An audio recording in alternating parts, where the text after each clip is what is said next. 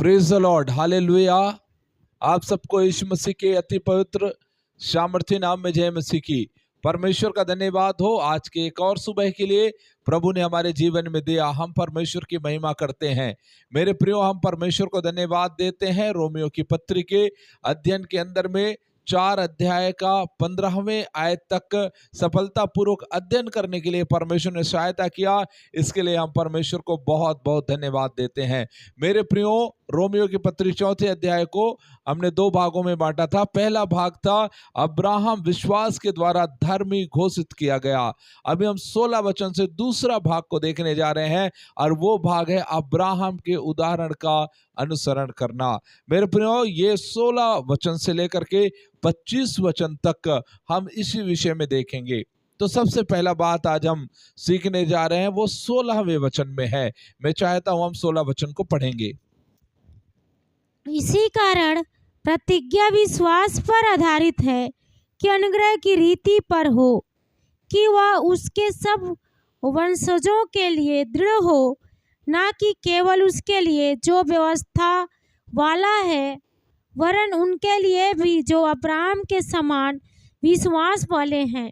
वही तो हम सब का पिता है। ध्यान दीजिए, यहां पर हम देखते हैं कि पहला बात जो 16वें आयत में हम सीखने जा रहे हैं वो ये है कि विश्वास के द्वारा अनुग्रह के अनुसार धर्मी ठहराया जाना। हाँ, अभी तक हम यही बात सीखते आ रहे थे कि अब्राहम को विश्वास के द्वारा धर्मी ठहराया, और अभी उस बात को हम आगे तक सीख रहे हैं। तो यहाँ पर परमेश्वर के वचन में लिखा है, इस कारण प्रतिज्ञा विश्वास पर आधारित है कि अनुग्रह की रीति पर हो। विश्वास अनुग्रह से उसी तरह संबंधित है जिस तरह कार्य व्यवस्था से संबंधित है।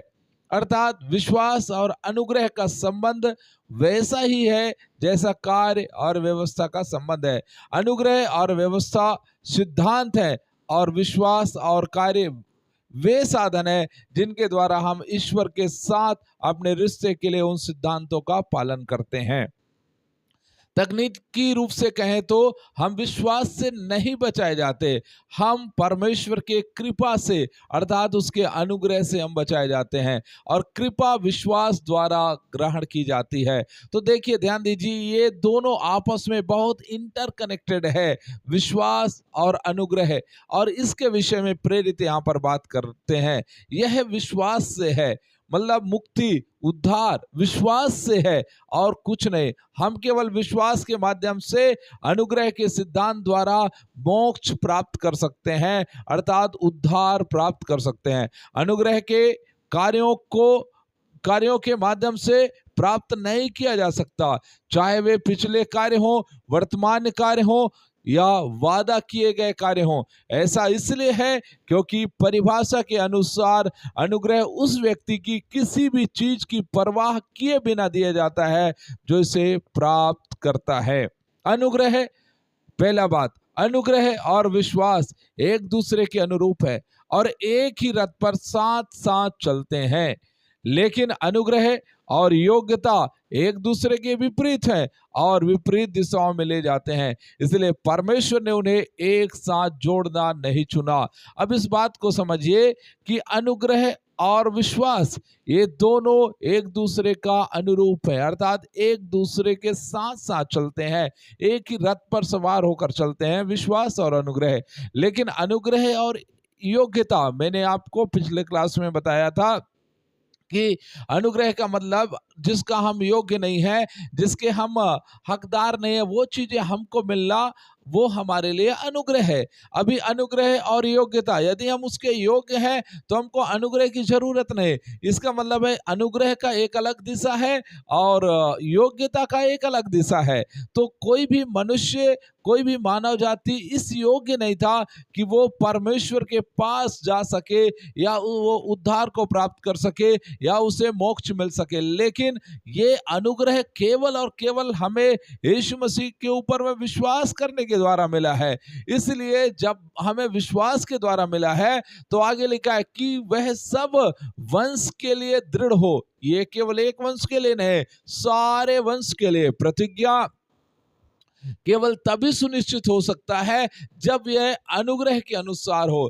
यदि व्यवस्था हमारे उद्धार का आधार है तो हमारा उद्धार व्यवस्था को पालन करने में हमारे प्रदर्शन पर निर्भर करता है, और कोई भी व्यक्ति व्यवस्था को इतना अच्छा नहीं रख सकता कि वह इससे बच जाए। उद्धार का व्यवस्था वादा कभी भी सुनिश्चित नहीं हो सकता। इसका मतलब आप समझिए कि ये वंश के लिए नहीं है, सिर्फ एक वंश के लिए नहीं है, बल्कि ये सभी वंश के लिए है। जब परमेश्वर ने अब्राहम को बुलाया तो आपको मालूम है कि अब्राहम को बुलाने के बाद क्या किया परमेश्वर ने, उसे सारे कुलों को के लिए आशीष दिया कि तेरे द्वारा सारे कुल के लोग आशीष पाएंगे।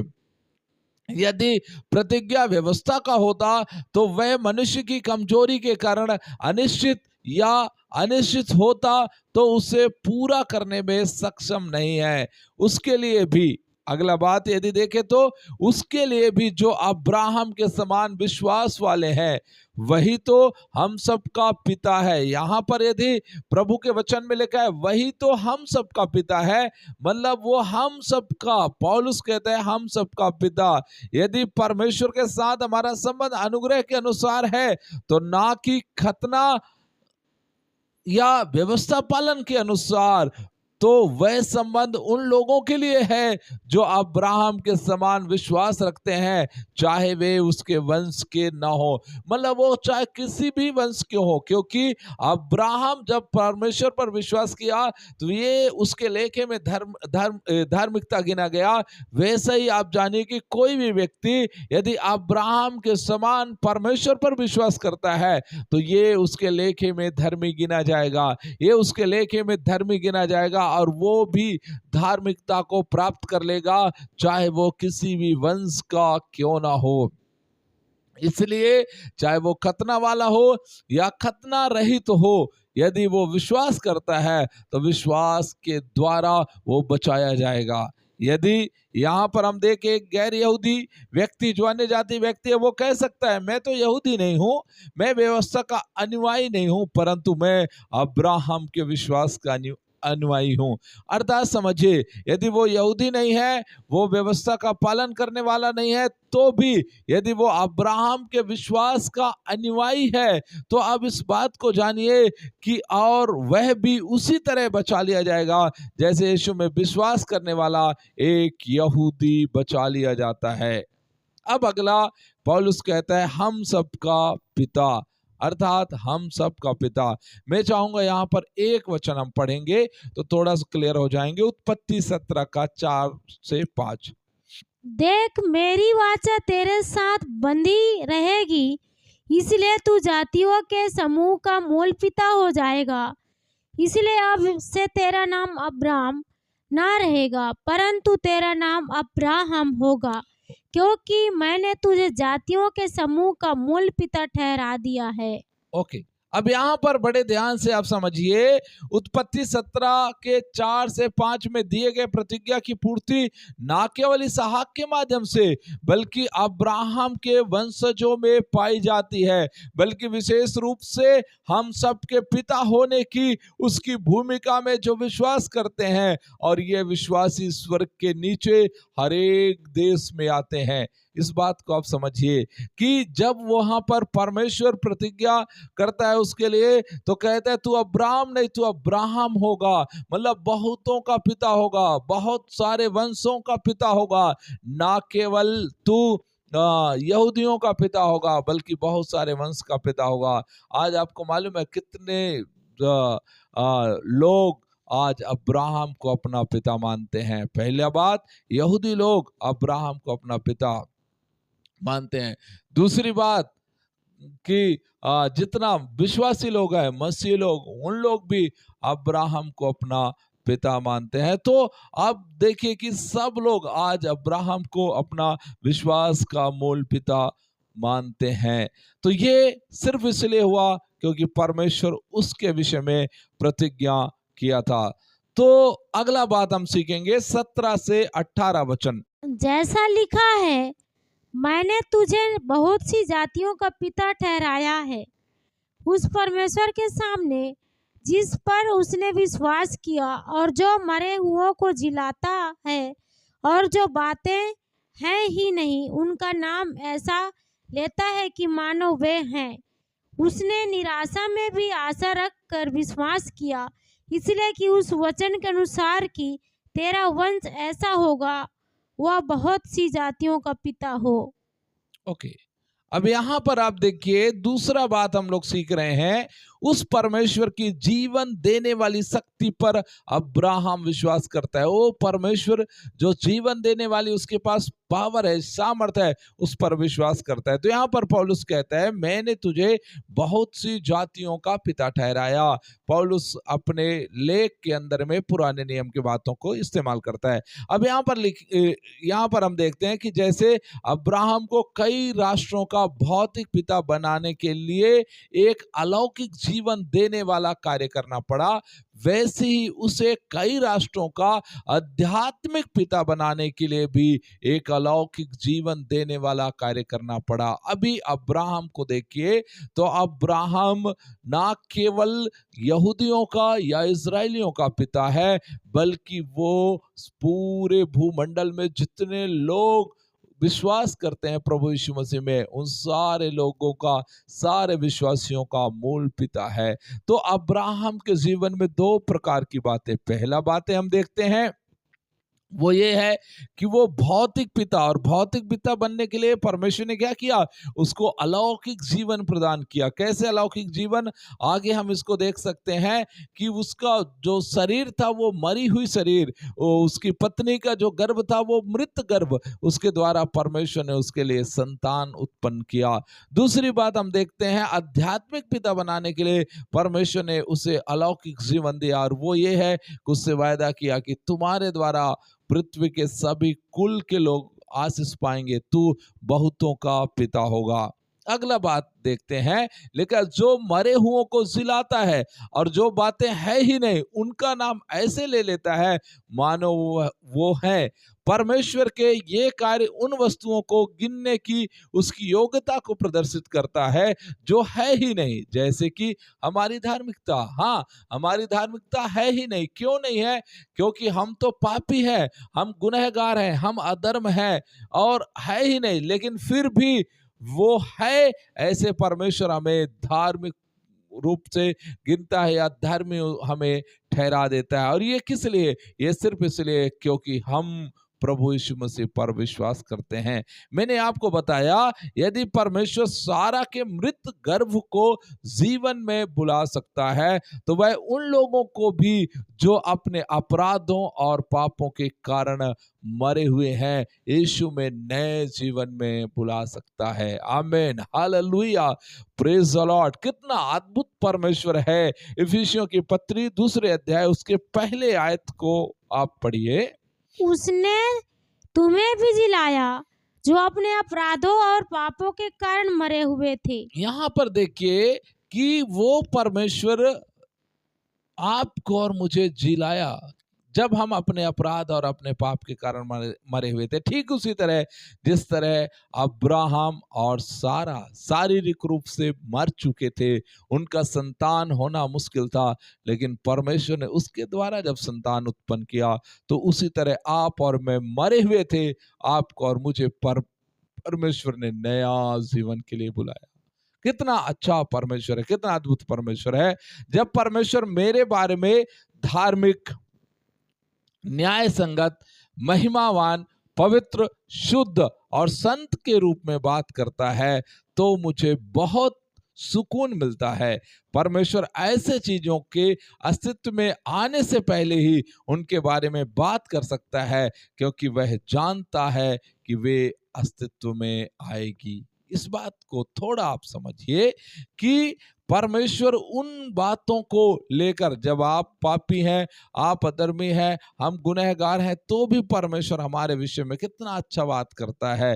धार्मिक, न्याय संगत, महिमावान, पवित्र, शुद्ध और संत, जब ऐसे बात करता है तो इसका मतलब है कि हम अस्तित्व में आने से पहले ही परमेश्वर जानता था कि एक दिन ये अपने अपराधों से, अपने पापों से मुक्त होकर के ये जरूर मेरे पास आएंगे।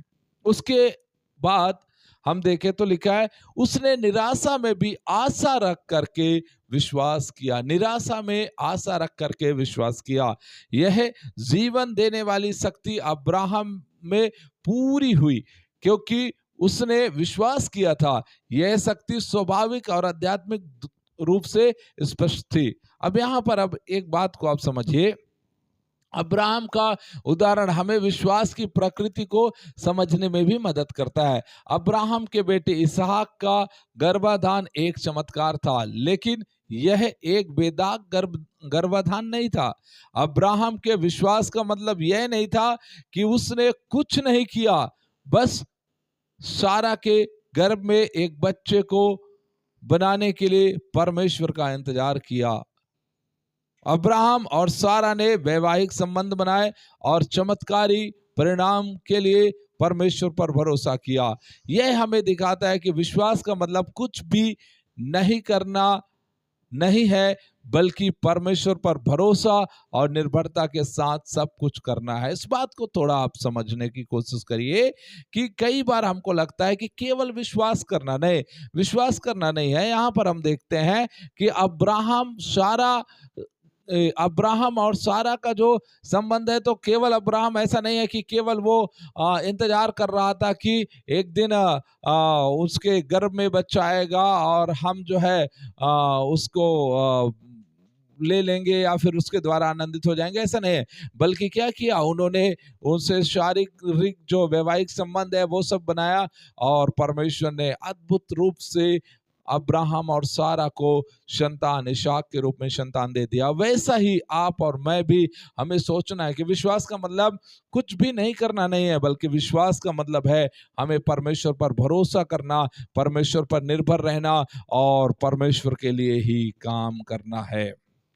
अब हम देखते हैं कि अब्राहम की तरह सच्चे विश्वासी आज्ञा मानते हैं। आज्ञाकारिता कर्म में विश्वास है। आपको पिता अब्राहम के विश्वास के पद चिन्हों पर चलना है। उनका विश्वास स्थिर नहीं रहा, इसने कदम उठाए और आपको भी परमेश्वर की आज्ञा मान करके ये कदम उठाना चाहिए, क्योंकि आप उन पर विश्वास करते हैं। वह विश्वास जिसके साथ कोई कर्म नहीं है, मृत विश्वास है और किसी को भी धर्मी नहीं ठहराएगा। इसलिए जब आप विश्वास करते हैं तो विश्वास के साथ कर्म भी जरूरी है। यहाँ पर कुछ बातें बताऊं, जैसे इंद्रिय, हमारा जो इंद्रिय है, ज्ञान इंद्रिय है, वो कल्पना को सही करता है, सोच विचार को सही करता है, और तर्क जो है वो इंद्रियों को सही करता है, लेकिन आस्था दोनों को सही करता है। इंद्रिय कहता है यह नहीं होगा, तर्क कहता है यह नहीं हो सकता, लेकिन आस्था कहता है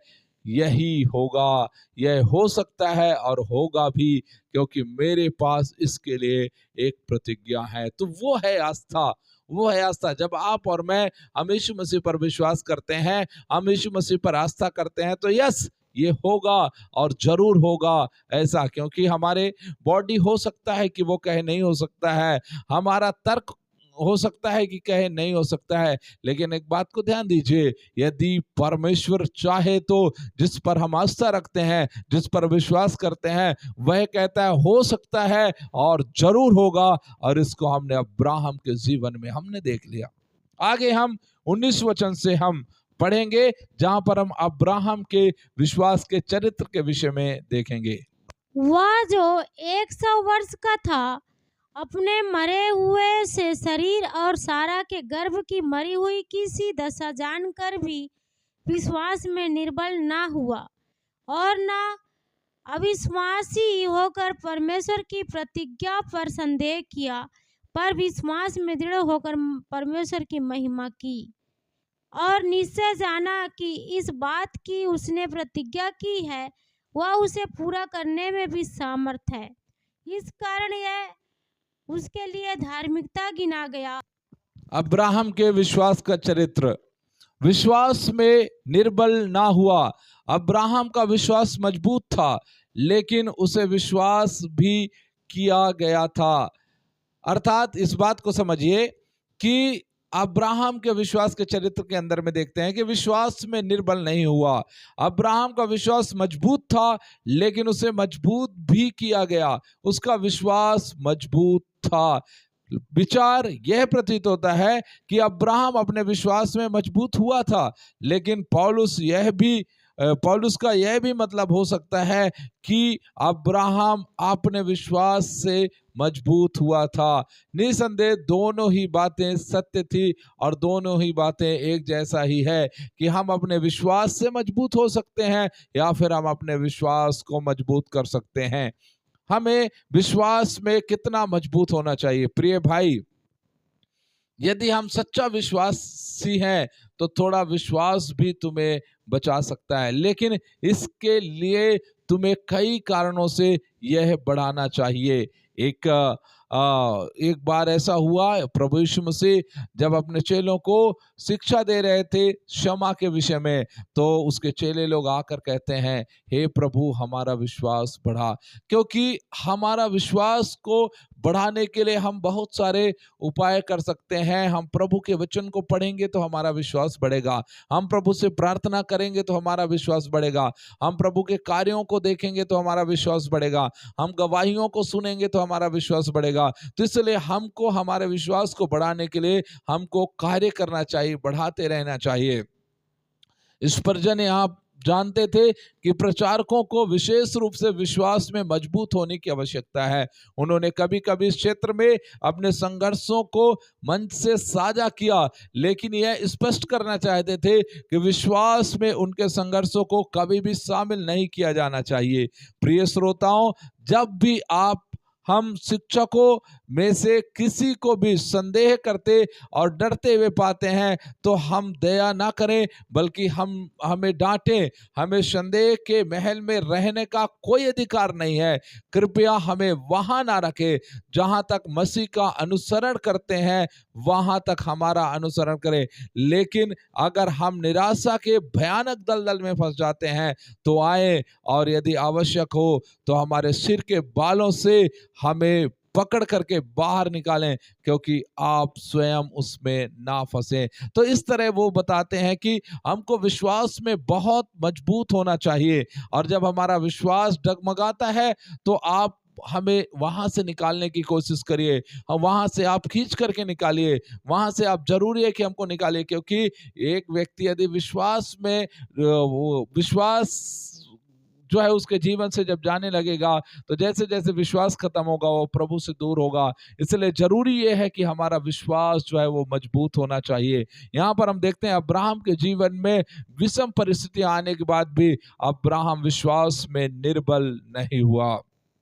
आगे हम देख सकते हैं कि मुझे नहीं लगता कि जब तक हम परमेश्वर के वचन को आशीर्वाद देने की अपेक्षा नहीं करते और यह निश्चित महसूस नहीं करते कि वह ऐसा करेगा, तब तक हमारे बहुत से मसीह में शामिल नहीं होंगे। हमें आश्चर्य नहीं करना चाहिए और ना ही चकित होना चाहिए यदि हम 1 दर्जन या 2 दर्जन मसीह में शामिल होने के बारे में सुनते हैं, लेकिन आश्चर्य इस बात पर होना चाहिए कि जब हम हजारों लोगों को दिव्य सत्य के बारे में, यीशु मसीह के बारे में बताते हैं, जब हम पवित्र आत्मा में दिव्य ऊर्जा के साथ इसमें शामिल होने के लिए कहते हैं, तो वे मसीह में शामिल नहीं होते। परमेश्वर हमें हमारे विश्वास के अनुपात से हमें आशीर्वाद देता है। यह उसके राज्य का नियम है। तुम्हारे विश्वास के अनुसार वैसा ही हो। परमेश्वर अपने सेवकों को और अधिक विश्वास प्रदान करो। आइए हम परमेश्वर पर दृढ़ता से विश्वास करें। ध्यान दीजिए, इसका मतलब क्या है? इसका मतलब यह है कि कई बार हम लोगों को सुसमाचार सुनाते हैं, यदि वो प्रभु में नहीं आते तो हमको टूटना नहीं चाहिए। और कई बार जब कुछ लोग विश्वास में आ जाए तो हमको आश्चर्यचकित भी नहीं होना चाहिए, बल्कि हमें कई बार आश्चर्यचकित इसलिए हो जाता है कि हम लाखों लोगों को जब हम प्रभु के वचन को सुनाते हैं और सिखाते हैं, और जब वचन को सुनाने के बाद, सिखाने के बाद भी लोग प्रभु में नहीं आते या विश्वास में नहीं आते या विश्वास में मजबूत नहीं होते, तो हमको बहुत ज़्यादा दुखी होता है। लेकिन एक बात आप हमेशा जानिए कि एक व्यक्ति विश्वास में कब आएगा, जब उसे प्रभु बुलाएगा। और परमेश्वर के नियम है, उसके राज्य का नियम ये है कि तुम्हारा जैसा विश्वास है वैसा तुम्हारे लिए हो जाए। तो जिसके जीवन में जैसा विश्वास है वैसा ही उसके जीवन में कार्य होता है। इसलिए जरूरत यह है कि हम हर एक बातों पर हम परमेश्वर के ऊपर निर्भर रहें, हर एक बातों पर हम प्रभु के ऊपर निर्भर रहें। अपने मरे हुए से शरीर, अगला बात हम देखते हैं तो प्रभु का दास पौलुस कहता है अब्राहम के विषय में कि अपने मरे हुए से शरीर और सारा के गर्भ की मरी हुई किसी दशा जानकर भी अपने विश्वास में निर्बल ना हुआ। अब्राहम ने विश्वास में परिस्थितियों को नहीं देखा। उसकी परिस्थितियां क्या थी? उसकी परिस्थितियां थी, उसके शरीर जो है कमजोर हो चुका था, सारा की गर्भ की मृत अवस्था थी, लेकिन उसने परिस्थितियों पर ध्यान नहीं दिया, बल्कि उसने परमेश्वर के प्रतिज्ञा पर ध्यान दिया, परमेश्वर के वायदे पर ध्यान दिया।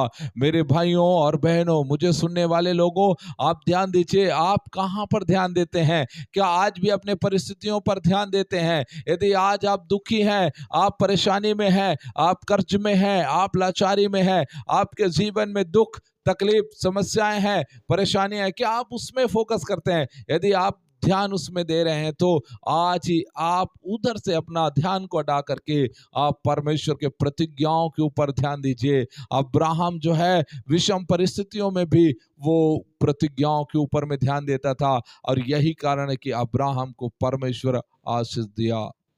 यहाँ पर रोमियो 4:19 में इस बात को लेकर के अनिश्चितता है कि क्या हमें यह पढ़ना चाहिए कि उसने अपने शरीर को मरा हुआ समझा था? हमें यह पढ़ना चाहिए कि उसने अपने शरीर को मरा हुआ नहीं समझा?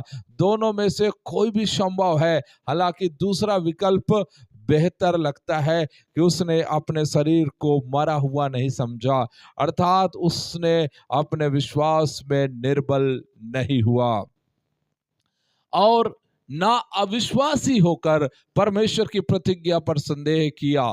ध्यान दीजिए, कई बार हम लोग परमेश्वर की प्रतिज्ञाओं पर जब हम संदेह करते हैं तो इसका मतलब हमारा विश्वास के ऊपर में क्वेश्चन मार्क आ जाता है, हमारा विश्वास कमजोर होने लगता है, हमारा विश्वास डगमगाने लगता है। लेकिन हम यहाँ पर देखते हैं अब्राहम का विश्वास डगमगाया नहीं और इससे परमेश्वर को महिमा मिले। हालांकि यह एक बड़ी चुनौती थी, फिर भी अब्राहम विश्वास में दृढ़ रहा।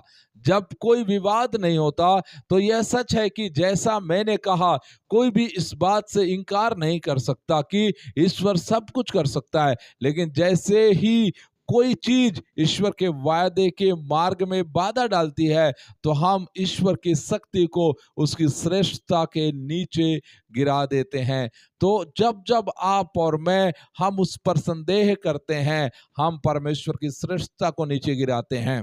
इसलिए याकूब कहता है संदेह मत करो, क्योंकि संदेह करने वाला व्यक्ति उस समुद्र के लहर के समान है जो हवा में उछलता है, और इसलिए आपको और मुझे संदेह नहीं करना है।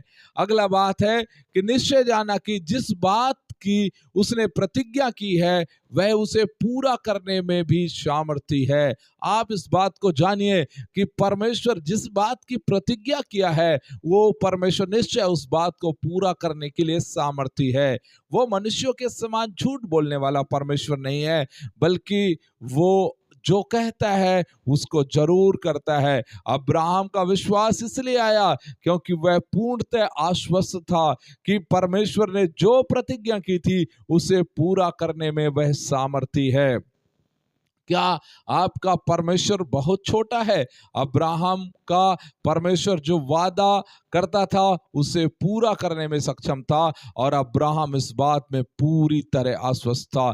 कुछ लोग यीशु के पास नहीं आते या उसके साथ या आगे नहीं बढ़ते क्योंकि उन्हें पूरा यकीन नहीं है कि उसने जो वादा किया था वह उसे पूरा करने में भी सक्षम है। वे सोचते हैं यह उनके लिए ठीक है, लेकिन यह मेरे लिए काम नहीं करेगा। यह सोच विश्वास पर एक शैतानी हमला है और इसे अस्वीकार किया जाना चाहिए। यदि आपके जीवन में कभी ऐसा सोच आता है, कभी ऐसा विचार आता है परमेश्वर के वादा को लेकर के, तो आप सीधा सीधा ये जानिए कि ये शैतानी हमला है जो आपके ऊपर कर रहा है और आपको उससे बचना चाहिए। इस कारण वह इसके लिए धार्मिकता गिना गया।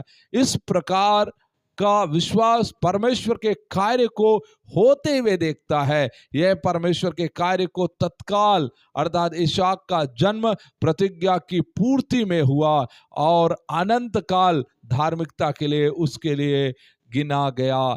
ये होता है जब आप और मैं हम विश्वास करते हैं तो हम ऐसे कामों को होते हुए भी हम देखते हैं। लास्ट में चाहूंगा अभी 23 से 25 वचन को हम पढ़ेंगे। और यह वचन विश्वास उसके लिए धार्मिकता गिना गया, न केवल उसी के लिए लिखा गया वरन हमारे लिए भी, जिनके लिए विश्वास धार्मिकता गिना जाएगा, अर्थात हमारे लिए जो उस पर विश्वास करते हैं जिसने हमारे प्रभु यीशु को मरे हुओं में से जिलाया। वह हमारे अपराधों के लिए पकड़वाया गया और हमारे धर्मी ठहरने के लिए जिलाया भी गया। अब यहाँ पर चौथी बात हम सीखते हैं, अब्राहम का धर्मी ठहराया जाना और हमारा अपना धर्मी ठहराया जाना। तो यहाँ पर हम देखते हैं विश्वास उसके लिए धार्मिकता गिना गया। किसके लिए? अब्राहम के लिए। यह केवल अब्राहम के लाभ के लिए नहीं था कि परमेश्वर ने उसे विश्वास के द्वारा धर्मी घोषित किया। वह एक उदाहरण है जिसका अनुसरण करने के लिए हमें आमंत्रित किया जाता है। यह हमारे लिए भी है। पौलुस का भरोसा शानदार है। यह हम पर जो विश्वास करते हैं गिना जाएगा। यह केवल अब्राहम के लिए नहीं था बल्कि हम सब के लिए भी है। यदि हम विश्वास करते हैं तो निश्चय हमारे लिए भी यही विश्वास हमारे लिए भी धर्मी गिना जाएगा। दूसरा बात, हमारे लिए जो उस पर विश्वास करते हैं जिसने हमारे प्रभु यीशु मसीह को मरे हुए में से जिलाया। जब हम यीशु में विश्वास और उद्धारक विश्वास के बारे में बात करते हैं तो इस बात पर जोर देना जरूरी है कि हमारा मतलब यह विश्वास करना है कि क्रूस पर उसका कार्य अर्थात हमारे अपराधों के कारण सौंप दिया गया और पाप और मृत्यु पर विजय अर्थात हमारे औचित्य के कारण जी उठा कि विजय ही हमें बचाता है।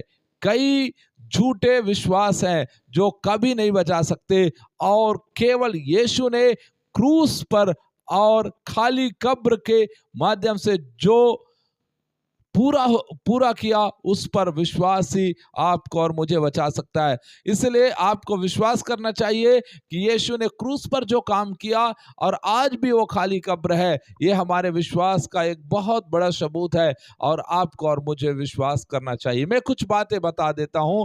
यीशु के जीवन की ऐतिहासिक घटनाओं पर विश्वास करने में उद्धार नहीं होगा। यीशु के जीवन की सुंदरता में विश्वास करने से उद्धार नहीं होगा। यीशु के शिक्षा की सटीकता या अच्छाई पर विश्वास करने से उद्धार नहीं होगा। यीशु के ईश्वरत्व और उसके प्रभुत्व में विश्वास करने से उद्धार नहीं होगा। केवल इस बात पर विश्वास करने से ही हमारा उद्धार होगा कि वास्तविक यीशु ने क्रूस पर हमारे लिए क्या किया है।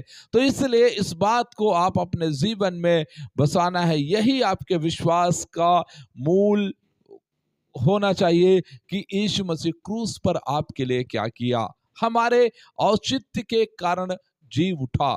यहां पर हम देखते हैं तो पुनरुत्थान का हमारे छुटकारे में एक महत्वपूर्ण स्थान है, क्योंकि यह क्रूस पर पुत्र के कार्य के साथ परमेश्वर पिता की पूर्ण संतुष्टि को प्रदर्शित करता है। यह साबित करता है कि यीशु ने क्रूस पर जो किया वह वास्तव में एक ऐसे व्यक्ति द्वारा किया गया पूर्ण बलिदान था जो दुनिया के पाप को ढोते हुए भी पूर्ण बन रहा है।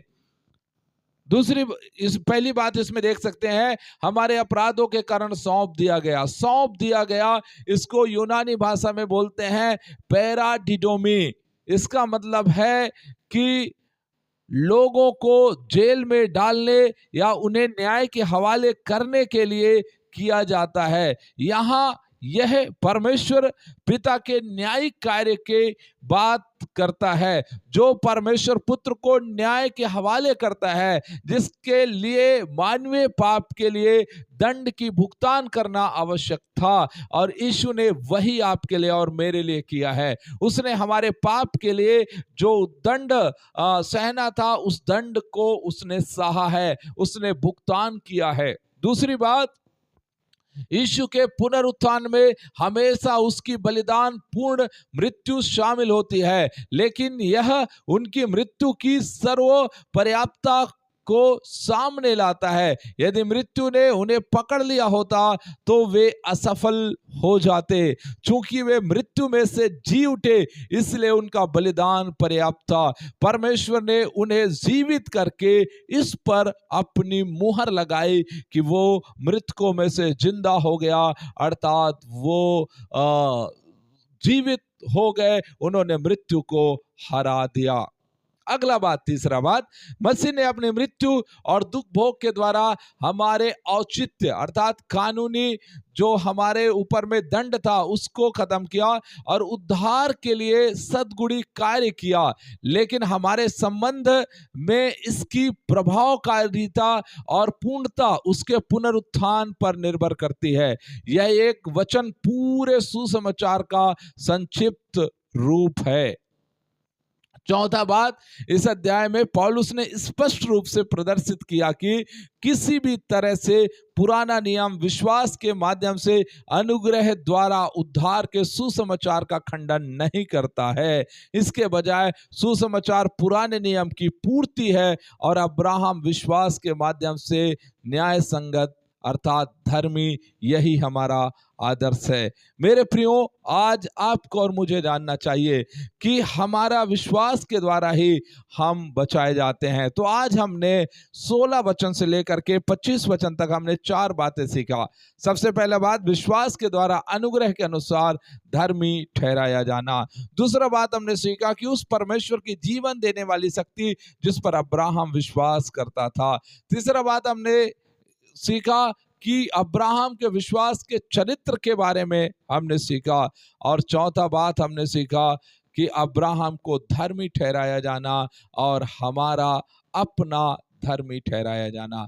तो मेरे प्रियो, इन सारी बातों से एक मूल बात आप अपने जीवन में बसा लीजिए, वो ये है कि जिस विश्वास के द्वारा अब्राहम धर्मी ठहराया गया, वही विश्वास के द्वारा आप और मैं भी हम धर्मी ठहराए जाएंगे। सो परमेश्वर का धन्यवाद हो। परमेश्वर इस वचन के द्वारा आप सबको बहुत बहुत आशीष दे। धन्यवाद। जय मसीह की।